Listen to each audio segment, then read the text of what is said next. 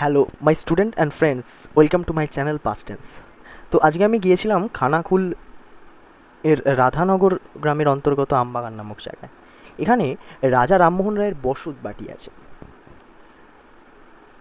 কালের অতীতে ক্ষয়ে যাওয়া এই বসত বাটিটির ছাদবিহীন 4টি দেয়াল আজও দাঁড়িয়ে আছে।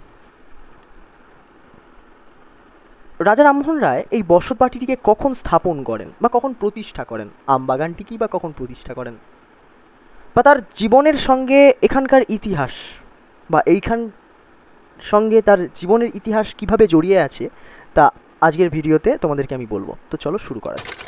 এখানে ঢুকেই তোমাদের প্রথমে একটি টিকিট কাটতে হবে, যার মূল্য মাত্র 15 টাকা। তোমাদের প্রথমেই একটি কথা বলি যে তোমরা এখানে বেশি আম গাছ দেখতে পাবে, আর এই আম গাছগুলিকে রোপণ করেছিলেন রামমোহন রায় নিজেই। আর দেখতে পাবে রামমোহন রায় সতীদাহ প্রথার জন্য যে শপথ গ্রহণ করেছিলেন সেই শপথ বেদী, এবং রামমোহন রায় ইংল্যান্ডে মারা যাওয়ার পর সেখান থেকে তার ছাইভস্ম নিয়ে এসে এখানে তার একটি সমাধি স্থাপন করা হয়েছে, সেটিও তোমরা দেখতে পাবে। আর দেখতে পাবে রামমোহন রায়ের সেই ঘর।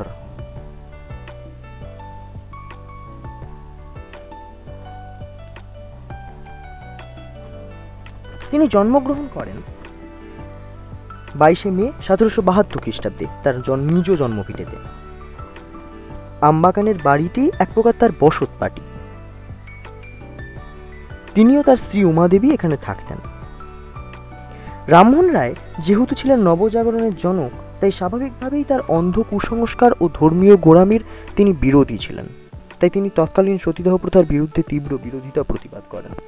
যেখানে তৎকালীন সমাজে বেশি বয়স্ক লোকেদের সঙ্গে ছোট বা অল্প বয়স্ক মেয়েদের বিবাহ দিতেন, এবং এরপর সেই বয়স্ক স্বামীটি যখন মারা যেত তখন সেই স্ত্রীকে তার চিতায় সহমরণে তুলে দেওয়া হতো। এর ফলে মেয়েটি যখন বাঁচাও বাঁচাও বলে চিৎকার করতো তখন ঢোল, করতাল, খোল এই সমস্ত জোরে জোরে বাজানো হতো, ফলে মেয়েটির আওয়াজ যাতে দূরে কোনো ব্যক্তির কানে না পৌঁছতে পারে।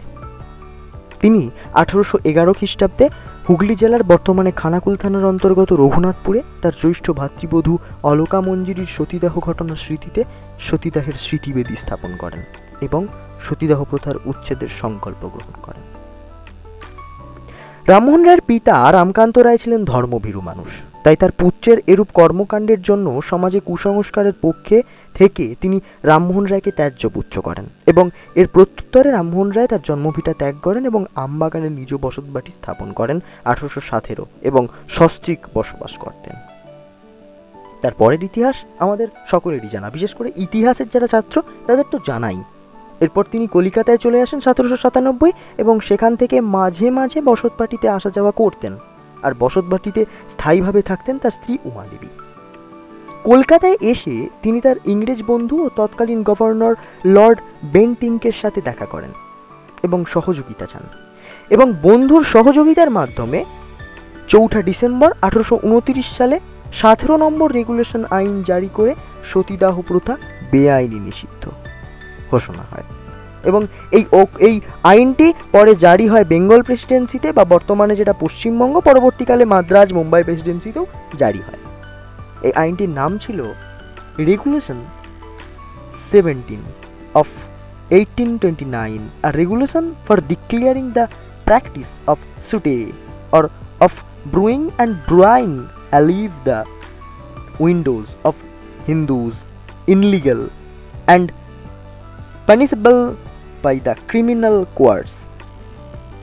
অর্থাৎ হিন্দু বিধবাদের জীবন্ত পুড়িয়ে মারা বা কবর দেওয়ার মতো রীতি অর্থাৎ সতীদাহ অবৈধ ও শাস্তিযোগ্য অপরাধ বলে ঘোষণা করা হয়। পশ্চিমবঙ্গ হেরিটেজ কমিশন 2001 আইন অনুযায়ী 2022 সালে এই স্থানটিকে ঐতিহ্যের স্বীকৃতি দিয়েছে।